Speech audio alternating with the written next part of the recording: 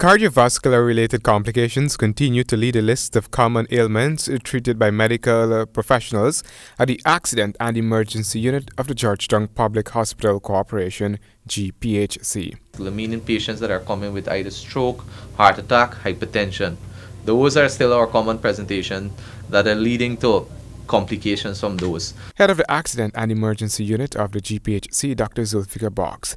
Dr. Box has been practicing for close to 10 years, and during that period, he says he has observed that an increasing number of persons are developing cardiovascular-related complications at an early age compared with a decade ago. They used to say in medicine, and you used to see people over 50, 55. It's coming down to the 40s now. 30s are actually becoming something. So if you come in with chest pain in your 30s, you routinely get an ECG.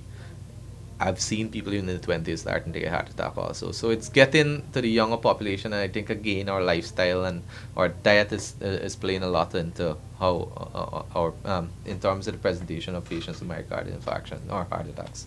Dr. Box explained at what point one should seek the services of the emergency unit. If you do think that your medical condition, not just stomp on your toe, I'm talking about your medical condition. If you have a chest pain, you're having shortness of breath, obviously if you get gunshot, any condition that you have and you think it's an emergency, or you're worried that the person that you're with has an emergency, you bring to the emergency room.